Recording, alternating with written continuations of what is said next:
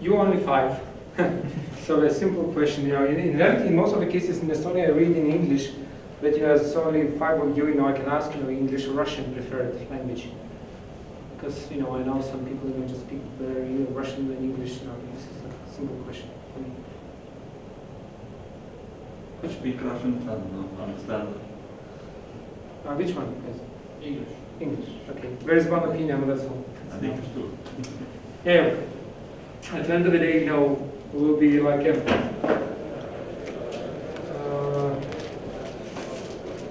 are a couple of things, like that I'm from Intel. Of course, I will be speaking mostly about technologies which comes from our company, and that the processor is still the key stuff.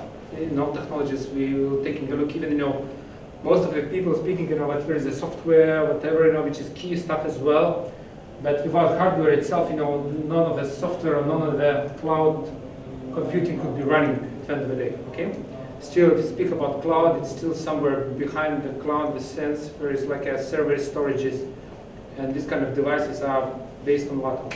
Based on Intel technologies in most of cases, And if you're taking a look from Intel architecture perspective, we have plenty of stuff where our products sitting in.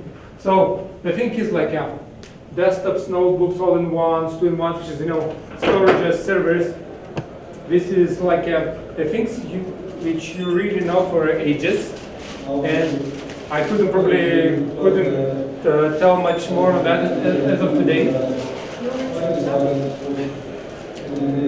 And the processors like for server storages, Xeon stuff, like desktops, notebooks, Core i3, Core i5. So there is like tablets and phones. Also, the thing is like in a tablets as well. Even today, I will not be speaking too much on tablets, but let's say Intel last year became a #2 supplier for this stuff as well. Even this very competitive market. And then for the phones, we do have processors for the phones, but you will not see too many products in the market on Intel. So we still gathering and looking how to win. Probably I'm only one in the room who's now having an Intel-based phone, but this is a different story. But also there's plenty of stuff like intelligent systems, like cars or automotive stuff or other things where also our products are inside, and you not necessarily know that this kind of stuff here is inside. And we have, like as I said, in core products we have like a Intel Core processor, Xeons, Atoms, that Quark and Edison. These are like processors you never know, because if you're not in a production of any automotive systems, you'll not necessarily know about these products. And this is really Quark and Edison are based from this kind of things which are required for this interactive gadgets or some kind of technologies which needs for production. Of course, from Estonia, I do not have too many information, but I know at least in Lithuania there's like one company who builds special device to track retail, how many people comes to the retail, what's the weather outside, what kind of music you need to play, how many people go, where they go, where we're standing most of the time, and these kind of gadgets and devices are based now on Intel Edison systems. So it's really, we have plenty of stuff which is now coming up, and you not necessarily know that it can be Intel inside. Of course, even as I said, there's a plenty of products and software and devices, and in the processor is still is the key stuff. And there's, as I said, there's a plenty of devices, and all of them needs to be connected as of today. And this number of devices, the market is really growing. And more devices coming up to the market, it means more data centers, more storages and servers needed. Then the new storages, servers or data centers are built, the more servers and data centers are built, it means people are looking for ways how to easier and better manage all the infrastructure and how to easier manage and use the devices.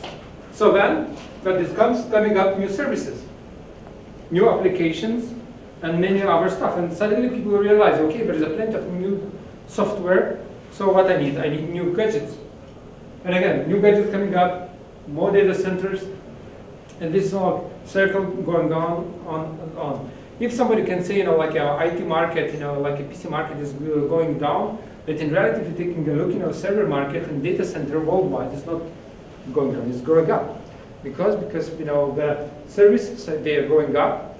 The cloud, is it internal cloud or external cloud, doesn't matter how we called it. So we need support and we need hardware. So in this circle really helps us, to grow from device perspective and data center perspective. And looking to that, data centers are growing, the more hardware you need. But in reality, the more hardware comes up, the more data is stored in the data centers. You're always looking for ways how to easier manage the things. If you're taking a look like 10, 20 years ago, what the data centers look like, in most cases, there were some kind of servers built on and that's all, nothing else.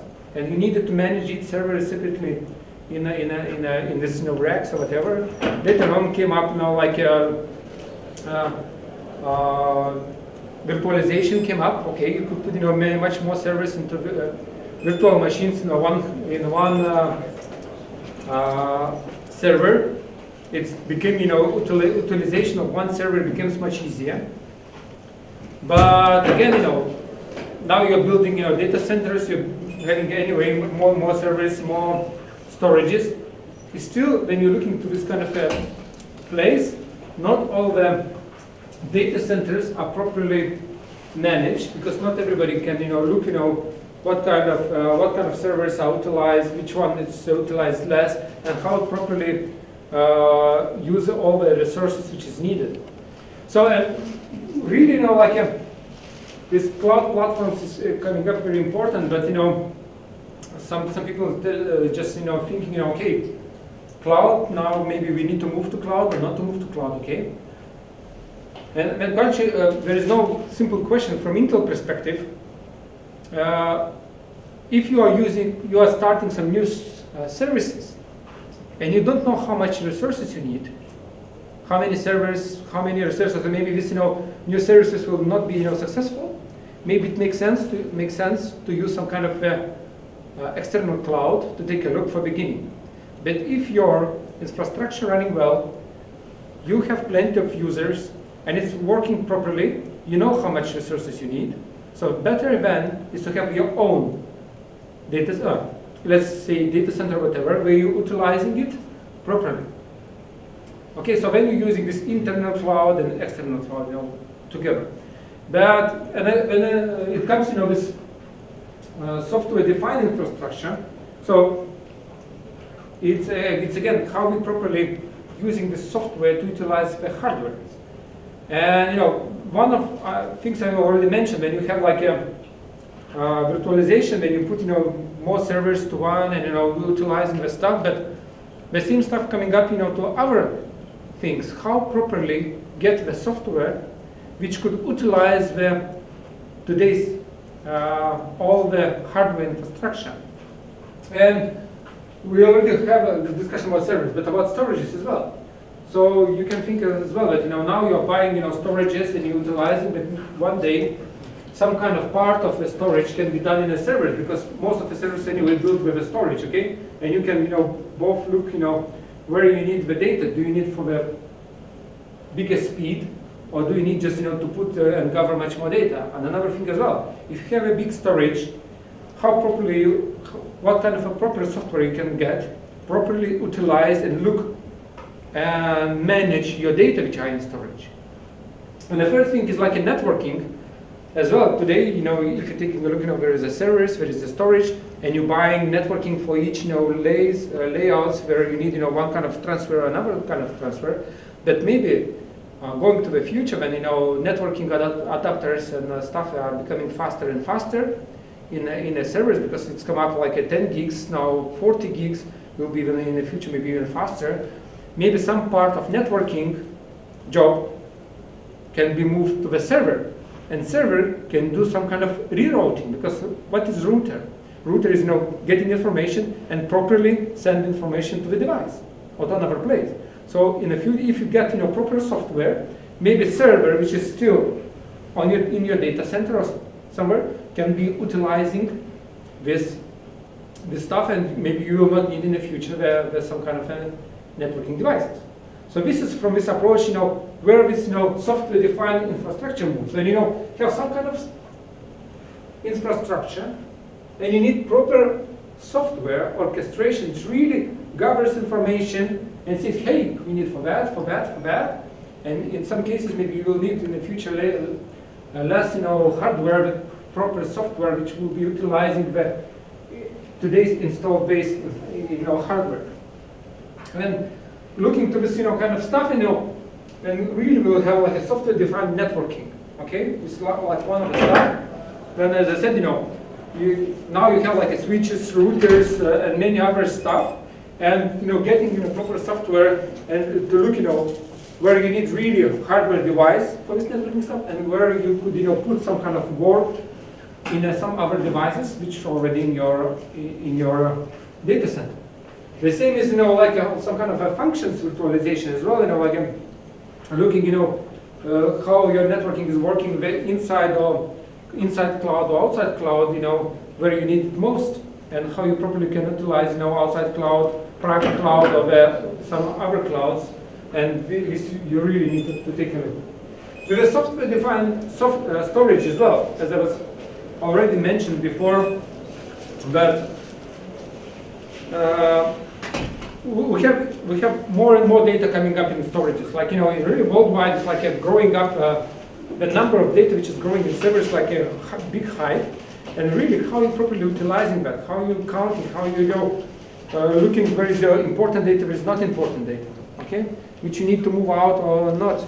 So really like a software, and you need to calculate it. So proper software really can help you to look and to properly manage this data. One of examples, like if you have like a 5 years old servers, and you're moving to a new hardware and proper software, you can 1 terabyte of data properly manage, and to properly do and transfer that in 7 minutes. When like with a 5 years old hardware, you can do like in a couple of hours only. And virtualized computer as well. Sometimes we need to look. If you have a big calculations and something like that, maybe we can do inside our premises, or we need outside. But again, one of kind of a software infrastructure layers which properly would be managing data flow becomes really important. And as we as Intel see that hardware always stays, okay. But the question is how the hardware will be moving, from networking to server, from the storage to server, or some kind of part server maybe will be moving to some storage devices. But again, this will go, what kind of a new software will come up in the future, which will be properly orchestrating and managing the data flow between all these devices and users. But as I said, this stuff is coming up, but still, hardware will be needed. Or we'll have a private cloud, or we'll have some kind of another cloud, somewhere else. The hardware is needed at the end of the day. As I said, the thing is when you speak about cloud, and you got a plenty of discussion of a cloud. And today I'm not to speak what is cloud. But as I said, if you have your own business and it's running, you know how much resources you need. It's always better to have your own. I wouldn't say data center, but your own infrastructure where it's properly services running. If you adding some new services and you don't know how many resources you need, how much infrastructure you need, okay, then you're utilizing some other cloud stuff which is public. And then if your services are growing up, your business is growing up, and you already know what is the standard infrastructure needed, you again putting something inside your premises. So then again, servers, storages, all of them running, and all of them need CPUs. It's no doubt, no question. And Intel today is really one of the strongest, and if you're taking a look from Intel market perspective in servers, and I can say in Estonian market and Baltic markets, because myself, most of the people didn't join at the beginning, so I'm a guy from Intel, and responsible for the Baltics.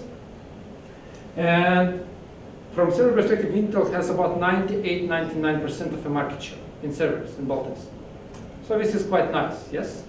So it's probably very hard to grow up to the 100, but it means our server is really very nice. And here we have like three main processors which are today in the market. Of course, it's Xeon E3, which is for the one-socket systems, where one CPU goes in. Of course, this is SMB companies, for small companies which starting business, or maybe for some special applications like I don't know, antivirus stuff or something like that. You need workstations. So we have this Xeon E3 one-socket system, and now we have like a 1200 V4, and in a month time frame, we'll be introducing already V5. The new processor. So the guys who are looking for the new workstations are looking for the, to update the new servers, and they need some stuff for the one socket. So this is a thing which is coming up in the future, like a very short time future. Then we do have like, of course, Xeon E5, which is two-socket system for workstations and servers, and this is like a processor which goes mostly in all of the servers across the Baltics. So probably it has like a more than 60–70% of the market in Xeon E5, because it's like a really processor built for most of the users, from workstations, enterprise, public, private clouds, HPC networking, all the stuff these processors use in. And Xeon E7, this is 2 and a 4 socket in 8 socket systems, and this is really for big data centers, for enterprise customers and big data, or the big virtual systems where you need really a lot of memory.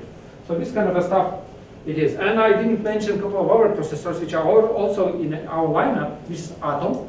Most of you know that Atom is for the tablets and phones, but also Atom is built also for this, small servers, which we call, for the reason that some people maybe need a lot of servers, but we don't care about CPU performance at all. We need just like a networking throughput, yeah.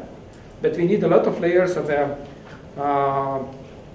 servers, and then you're putting Atom CPU, which is really cheap cost and quite good performance for that particular job type. Oh, sorry, I will go back. Okay, I didn't mention one processor before, and there is another processor which is Xeon Phi.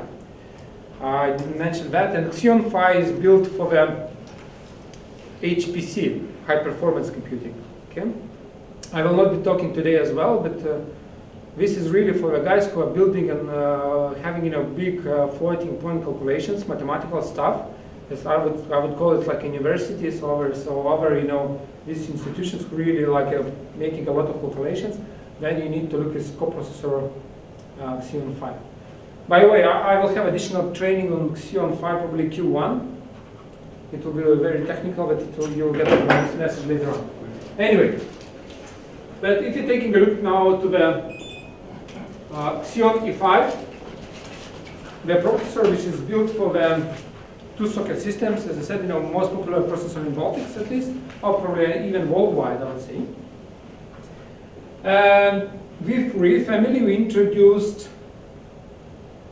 last year in autumn. So it's already more than 1 year old. So the guys who were interested, they know about that. Who was not interested, you can take a look. It's really like up to 18 cores, and with this processor we really build up our performance much higher than against our competition. But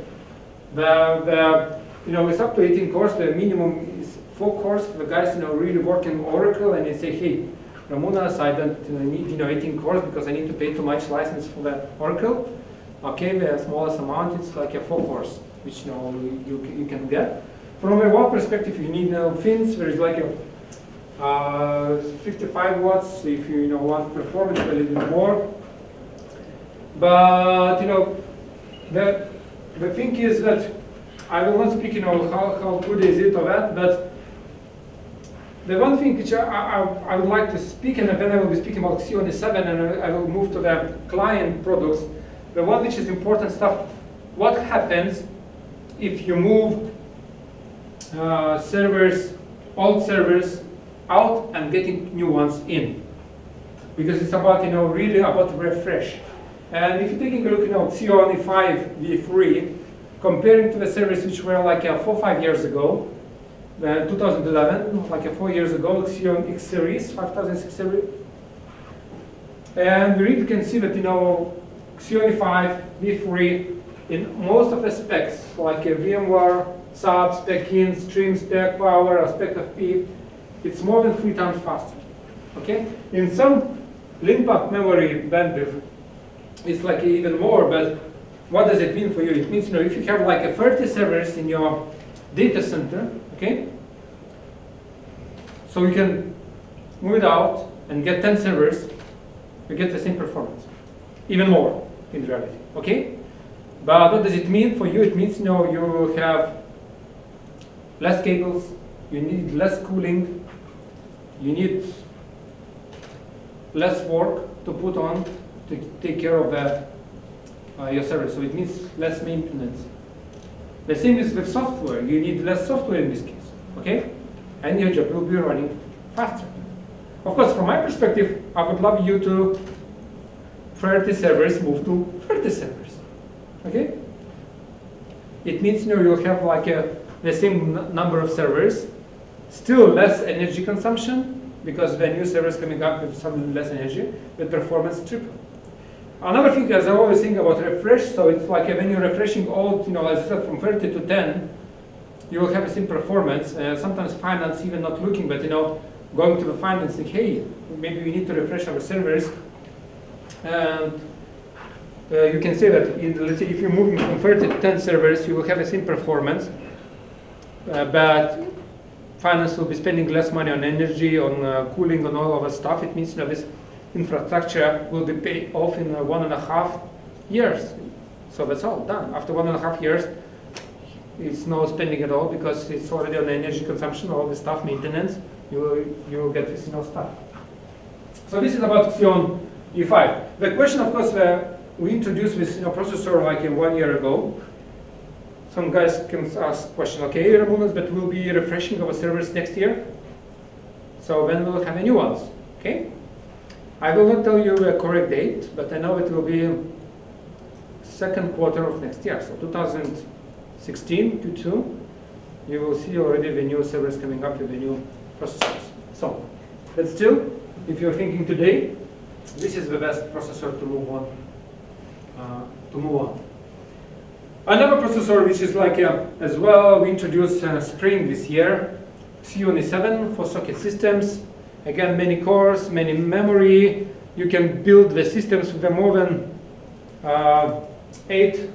12 terabytes of memory if you want that. So with 4 socket systems, you can build for 6 terabytes of memory. So the guys really who are working with the big data, the guys who are working with, with the virtualized systems, these guys really need this kind of stuff. So that's why somebody asked Intel why you build this kind of so many memory. Does anybody need that? The answer is yes.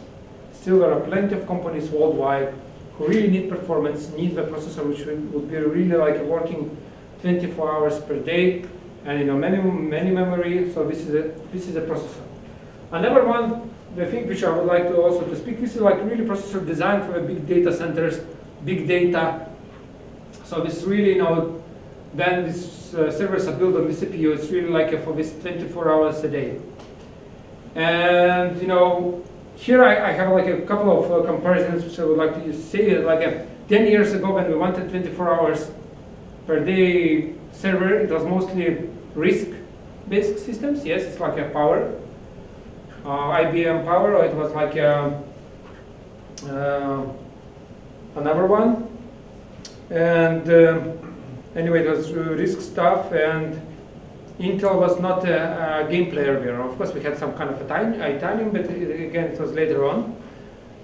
And a couple of years ago, we introduced Xeon E7 with many additional software and technologies, like which are really helping server run this 24 hours. Like example, you have so many data in memory, so if something happened with the memory, the server can go down. So and we have plenty of technologies inside which really, when the data comes to the memory and something happens with the memory, technology says, okay, this is something happened. The technology marked this is something wrong with the memory. The data returned back for second round of calculation. The server is not going down. Okay, it's working still, and just admin gets the information that that something happened with your server. Okay, maybe you need to replace some memory stuff. Also, the same stuff is with PCI Express slots. The same stuff with the CPU. That if something happened, server is not going down.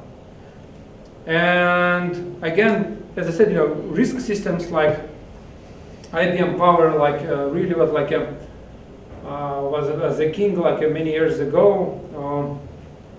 Or Sun processors, yeah, Sun Spark stuff. So now Xeon 7 is really taking a hype, and what we can see worldwide, that really many companies are moving from risk systems to the IA to Intel Xeon 7, because if you are comparing, you know, Sun processor with Intel Xeon 7, our CPU is twice, if not 4 times faster, and it's more than twice cheaper.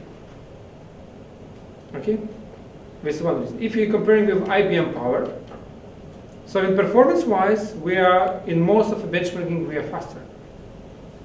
But if you take a look at maintenance and cost of the hardware, again, IA-based systems are much cheaper.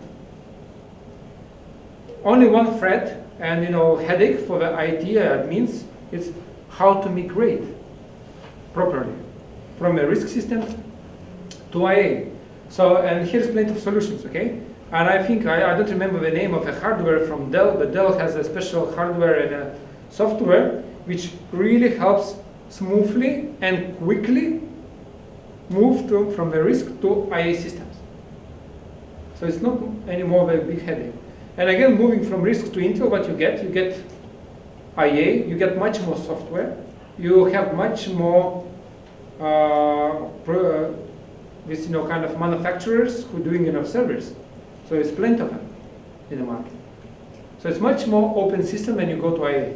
So that's why it's like Xeon 7 is really good choice for the guys who have like really moving to big data center and would like, you know, to have like much more data on that. And for guys who are having like a risk systems, probably it would be a time to think to migrate to IA systems. And again, if you're taking a look, you know, if you're looking, you know, to the what kind of changes, if you are looking, you know, to the older versions of CPU. So here's comparison with a 5 years old CPU. It's with Intel X Series 7000. So we really can see that, you know, the new Xeon is 7 V3. In most of benchmarking, where it's like your OLTP, data warehouse, WinPark data, spec in, spec FP, 10 to 8 from 10 to 14 times faster. Even if you take a look at the stream memory bandwidth, it's at 24 times faster. So it's really like looking to a 5 years old CPU, it's really huge jump in the performance. So it's really very nice numbers, and we're taking a look in average 12 times faster CPU. So really please consider to that if you're looking to the big data center CPU. But again, you know, CPU is one of the things where, as I said, you know, Intel is the leading stuff, but we do have some other technologies like SSD drives. Why to change SSD? You know, there is no doubt. Even taking a look at there is a server and you're building something with VMware, really the VMware looking to the performance. Not how much, you know, data you can store in a server, but what is the performance and the speed. And really sometimes SSD drives are much better. You can put them less and get much more faster servers. So looking to the price, even if one SSD drive maybe cost a little bit more, but if you need to achieve some performance, SSD drive will be cheaper. Okay, overall, looking, you know, dollar per performance. So that's why please consider that. Of course, when we are building storages and we want to put, you know, much more data, then you need to consider what you would like to have, more data or performance. So here you need to take a look. And again, we have, of course, you know, SATA interface, couple of disks. We're really, you know, like very competitive in the market, especially this one, 3710, we're saying, it's like it has like a 10 writes per day. It means, per 5 years you can write 1.5 petabytes of data. I don't believe that you will be managing, to write and read so many data. So, but still, it's really like enterprise systems. With the PCI interface, we are probably leading companies on the performance, performance per dollar or whatever. So in the PCI Express, so it's really like we are in very good shape. And another stuff, of course, if you have like a fantastic CPU, storage, and networking, still when you are building and buying new servers, Intel is the leading here and coming up in most of the servers. And again, today there are like free choices. When you're buying a new server, you can buy the server with a 1 gig networking and put plenty of them, because probably today not enough 2 networking cards. Or you can build a server and buy them straight away with 2 10 gig adapters. So it's much better already, like a 20 gigs at the same time. Or even today you already can buy the server with 40 gigs networking. So you have a choice. So if you really need fantastic throughput for server, you have a choice, 1, 10, or 40 gigs, and it comes from Intel. So we really have many things, and I do not even speak about how much software Intel building, for like, to make the server running faster, especially when we're taking a look, to the where you really would like to get from the server as much as possible, like a C++, Fortran, and all of our compilers. So Intel has a plenty of them, which really, if you know how to do that properly, you can boost your server performance much better. So this is about servers. And of course, when we speak about, corporate clients, it's servers. There is servers who are running infrastructure. And of course, anyway, everybody of us has a client, notebooks, desktops. It's really also needs a performance. And I can doubt that most of the people who work with a notebook, they like when the computer runs fast. I have like a very good, example of my wife, who had like a 4 or 5 years, it was 5 years old CPU, notebook. And he started to come up to me and say, hey, this is too slow. And of course I managed to get the new one with SSD drive, a new CPU. And she was really happy, and then for some reason she moved back to this 5 years old computer for some kind of, she wanted to still find out some pictures. And she said, well, how I could work for that computer for so many times. So people must do hands-on on a new computer and to understand, how good it is to work on a new technology. And new technology in notebooks, desktops, in the client space just came up recently in the end of the September in Europe. Let's say in worldwide we introduced this like the 1st of September, but in Europe it was introduced 27th of September. So it's like something new. It's a 6th generation core processors came up. So and really, when we speak about some kind of every year we're introducing something new. So in reality, Intel has this like strategy every year something new.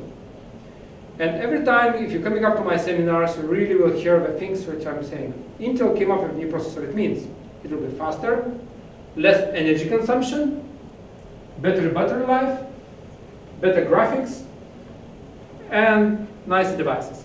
So this is a message you probably will hear every time will come up to my seminar. And this time is also the stuff, as I said, probably is our best processor, that we're focusing on this kind of stuff. That video stuff would be much better, battery life would be nicer, form factor stuff, thinner, lighter, nicer, and of course speed is a key.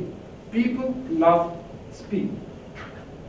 And again, if you're taking a look how to refresh, one of the things, if the standard of a PC, like 5 years ago, was 35 millimeters. It was a standard, like a brick, okay? It was a standard. Now with today's, there is a standard already 20 millimeters. With the 6th generation of some processors, we can build notebook which would be 14 millimeters.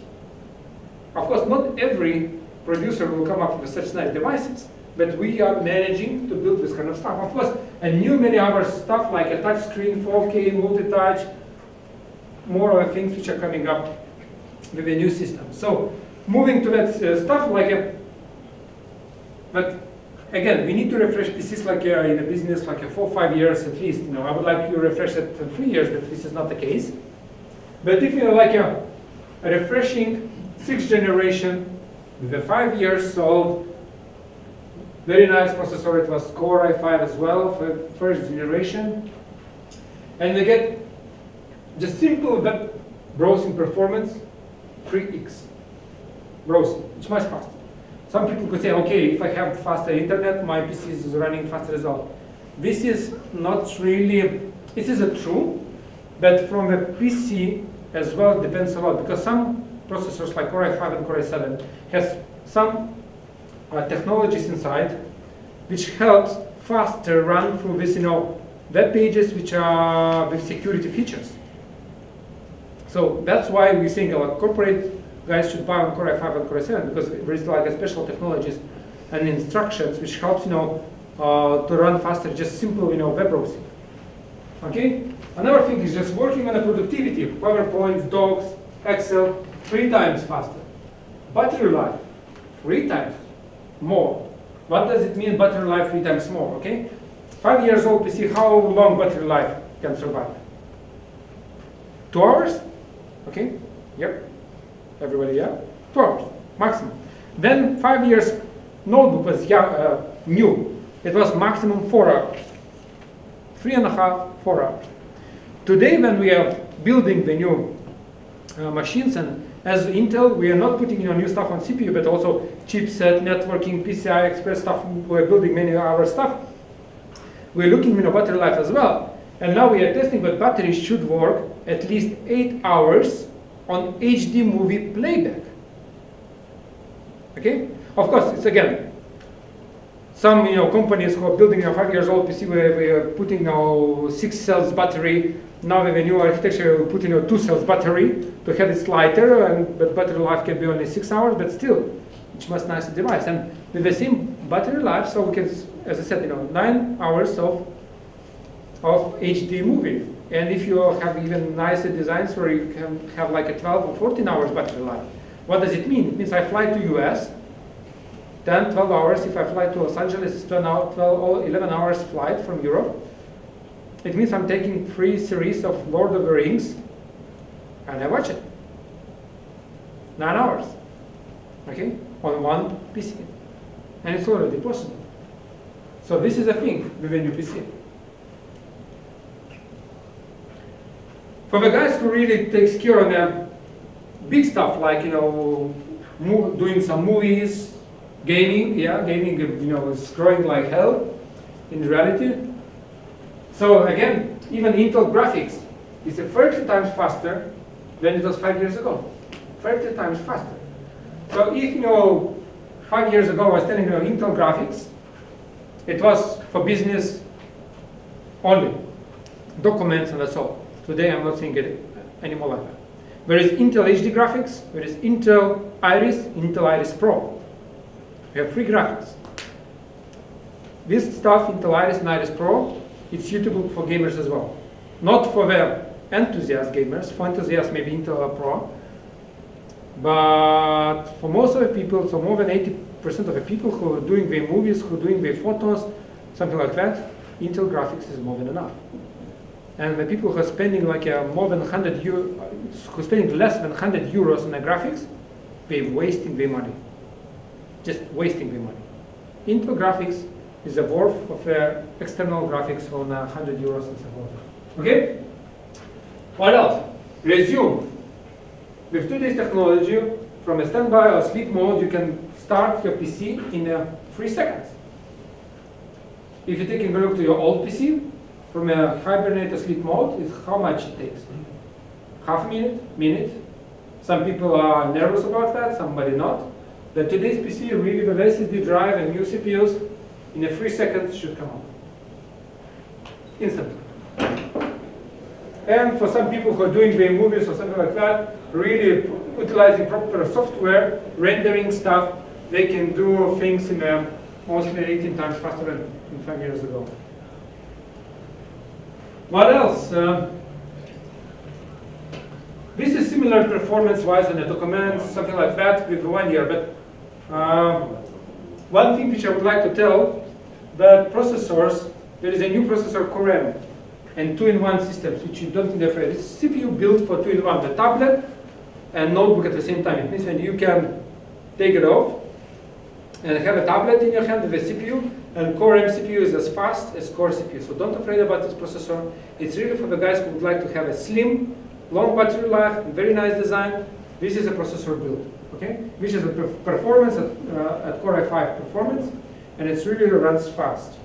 Another new thing which we came up this year, this is mobile Xeon free. So the guys who need a mobile workstation to move to the customer, I wouldn't say this is nice notebook, okay? Which is really would be big, but it will be very fast. So with ECC memory, so it works with Intel Iris programming. So really you will see the next year coming up first workstations, even maybe this year you will see first mobile workstations. And really your salespeople or the guys will be able to move to customers and to show the performance on the go. Thunderbolt 3, USB Type-C coming up with the new notebook. The new stuff where you're able to charge devices, to connect monitors 4K. It will be compatible with a USB 3.0, 2.0. Of course, if you would like to connect with a USB key, which is 3.0, you need some adapter, which is moving because it's not the same. It's moving one way or another. But again, if you have some devices which is USB Type-C, like a peripherals USB Type-C, it will be at 40 gigs per second. So it's really 4 times faster than USB 3.0. Because I don't have too much time, I already found out. Some new stuff came up as well, like a Cortana from Windows 10. And in a 6th generation, we built much better sound. So it means that you can speak with a PC and do not look stupid. And PC will understand you and will do the things you ask, open the browser or search something. So in Cortana, Microsoft Cortana really works very well with our new hardware. Another thing, if you have 3D camera inside the notebook, where Intel has a 3D camera where the system sees you as in a 3D system. So there is a Microsoft Windows Hello login. So your face is a password and secure password. So it means any pictures or whatever will not help you to log in to the PC. So your face is a password. So it's a really quick. Even we did, like the stuff in Berlin, I think. Then the two twins, identical twins, trying to log in, but PC recognizes which one is the true one user of that PC. So try that. And some technologies as well, which I would like to shortly. WiDi.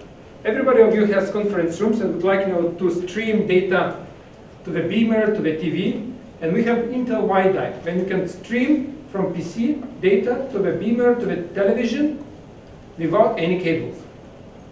There is this kind of solution, WiDi Pro for business.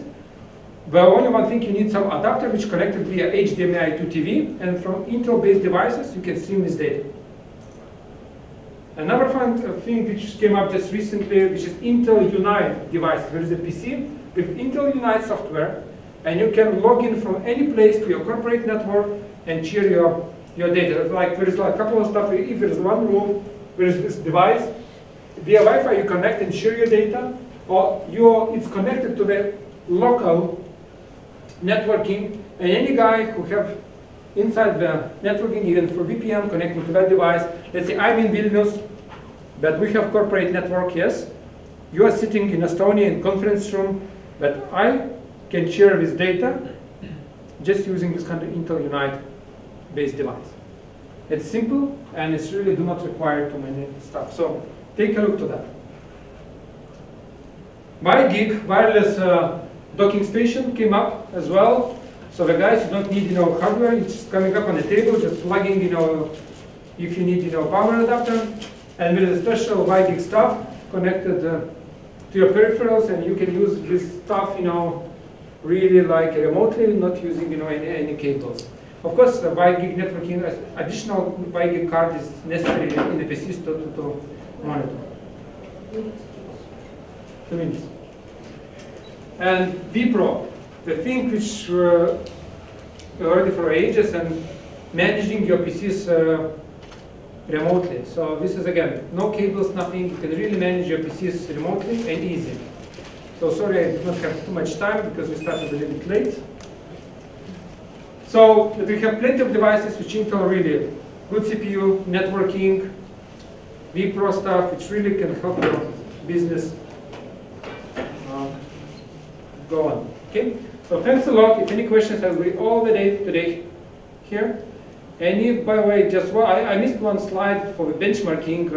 What kind of benchmarks better to use for your tenders? Come up to me and we'll have a discussion. Passmark versus CSMART. Just due to time constraints, I don't have any time. Thank you. See you later on.